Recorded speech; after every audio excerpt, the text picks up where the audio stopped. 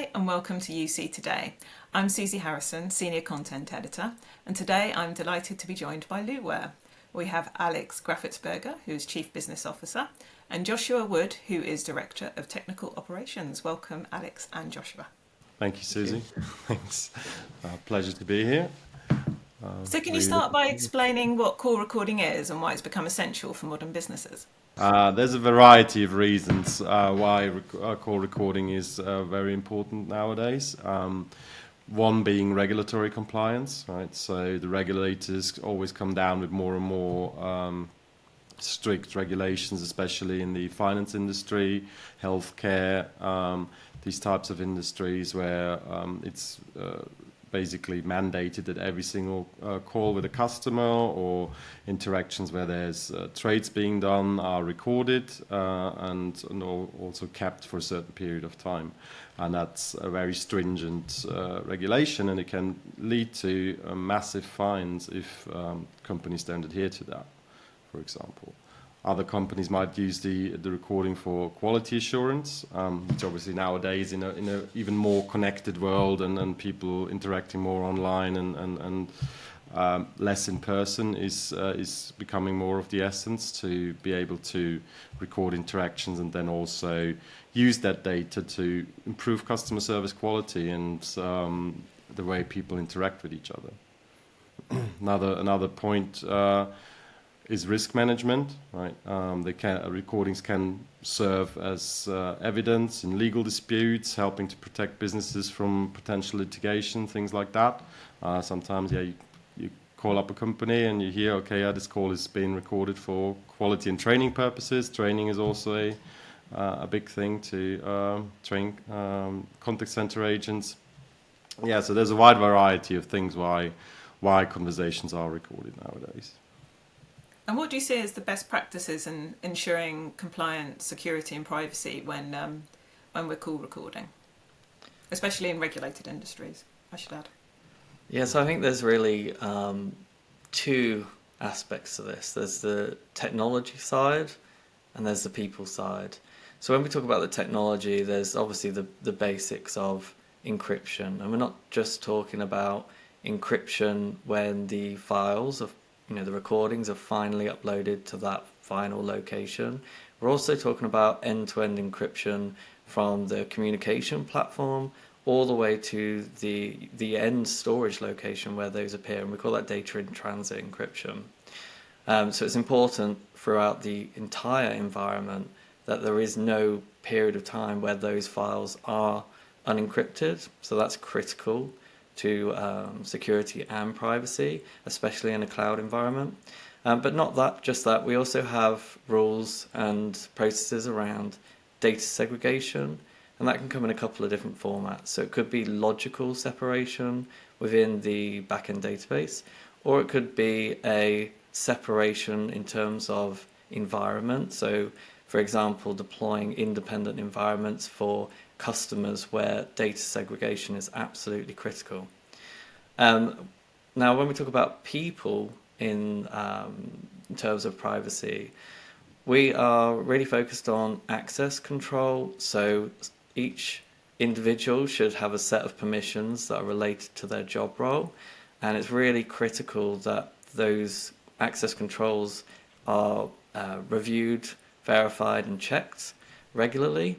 And not just that, when users do connect, obviously it's really important to have multi-factor authentication to prevent stealing of credentials from allowing people to access the system. But the most important bit about people is really training. So when we look at data breach reports, for example, in 2024, we see carelessness appeared in 98% of breaches. And when we talk about phishing attacks, which is where obviously people are targeted as a weakness, it was 83% of UK businesses in 2022 that suffered an attack as of phishing. So really the most important piece in running a cloud environment for recording, focusing on security and privacy, is people. You should focus on system employee training.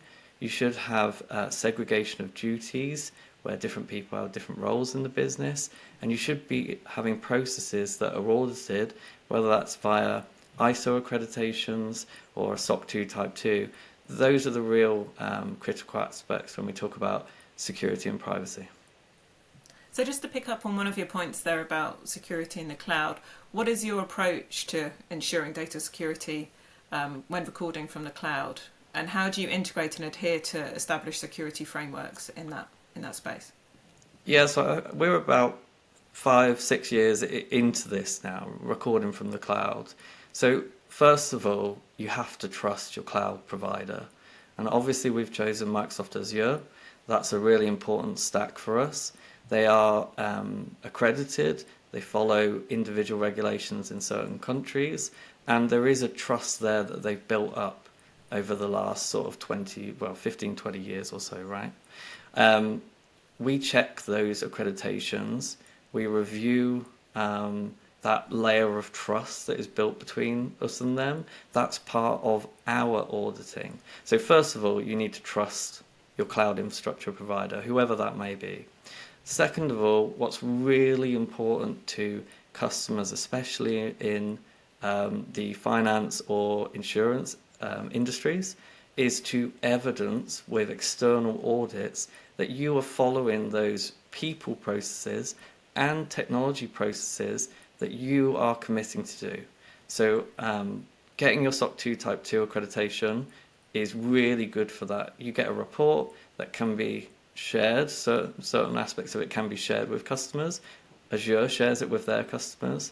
And on top of that, if you're focusing on, for example, the Microsoft stack, you can also get a Microsoft 365 security certification where they check very similar things. The two go in hand together and really allows recording providers or other providers to evidence that they are meeting the expected security frameworks that customers also having to do on premises with their own Azure environment at the moment. And just to add to that, there's obviously certain exercises that you should also be performing. If you're running a platform in the cloud for customers, you must be running business continuity management exercises. So we regularly run those. You should be doing penetration tests, especially if you're delivering via web frameworks. And if you add all of that together, you end up with an externally audited solution, which is really important for the financial industry. And what role do advanced analytics and AI play in enhancing the value of recorded calls? Yeah, that's where the whole thing gets really interesting, because obviously the discussion about AI and data processing and these kind of things are all over the place at the moment. Everyone's speaking about AI, everyone's speaking about how to integrate with their products, and for voice recording, it plays a very transformative role actually, because you can actually start to derive value from the calls you have recorded. And that you can do that in different types of scenarios, right? So obviously we start with transcription.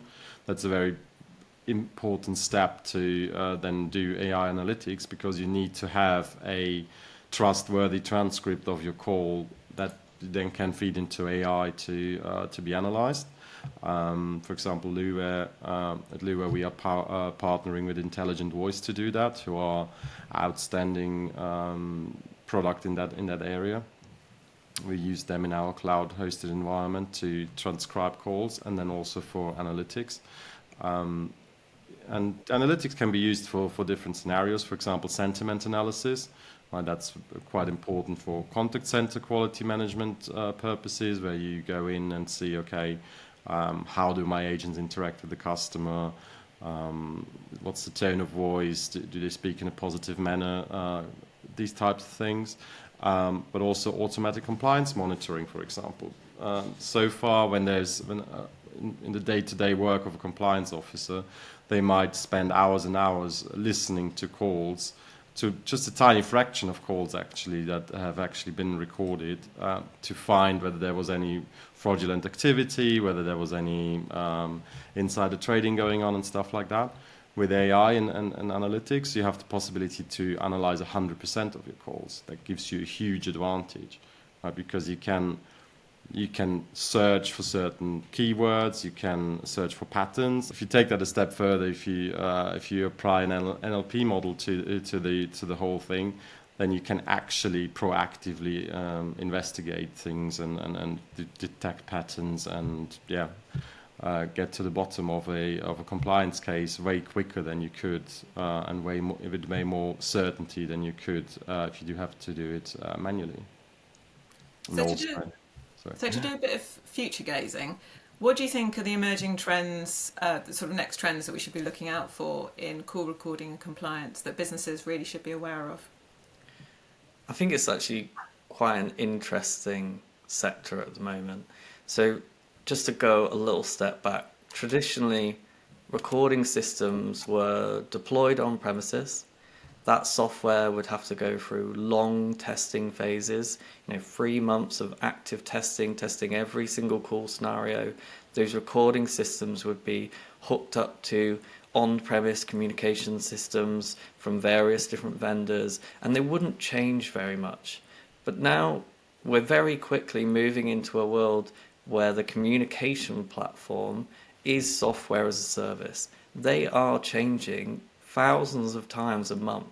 And it's really important that the recording systems are following that trend. So what we're tending to see is that the on-premise deployments are lagging behind vendors that have moved it into the cloud, where they are dedicating entire teams of people to run consistent testing on consistently updated software as a service communication platforms, such as Microsoft Teams, right? It's constantly changing. So as companies, finance, insurance are realizing that they need more and more time dedicated just to keep up to date with the changes on the communication platforms, we're seeing them explore a move into the software as a service for recording systems, which was traditionally just unheard of. There's a particular focus, as we talked about earlier, in terms of security and privacy. And that's where a lot of these accreditations are now coming from. Banks, for example, they need that evidence that you can be trusted. When it was on-premise, they had it. It was in their control. They decided when to update, when not to. They could roll back by choice. That choice is more difficult now. They need to be on the most up-to-date software for the communication platforms, for the features, for the functions. And that recording software that was on-prem now needs to be updated all the time. So we're seeing a cloud adoption really from companies that want to benefit from that flexibility. They want to be able to scale up and down. They want to be up to date to ensure that they're not having a compliance issue because they missed an update to an SDK or an update to an API. And that's something we're seeing, and I think everybody in the recording industry at the moment is really, really seeing. Now, on top of that, it's not just the communication platforms that are changing. We're seeing the regulatory world change really quick too. And that's not just in Europe, it's in the Americas, it's in APAC, it's in Switzerland. We're seeing a fight at the moment between data privacy and regulatory compliance, specifically around GDPR, where one control states you must keep a call for a certain period of time. Another regulation, such as GDPR, might state that you need to remove that call if a customer requests it. And there's a real change going on now where we need to be able to adhere to both sets of privacy and regulatory compliance rules. Great. Well, I'm sure we'll continue to track it on uctoday.com. Thank you so much, Alex and Joshua from Luware, for joining us today. And thank you to our viewers for watching. If you enjoyed this, then please do like and subscribe. And as I said, you can keep an eye on uctoday.com for more updates on stories like this. So thank you, everybody, and see you again soon. Thank you, Susie, for having us.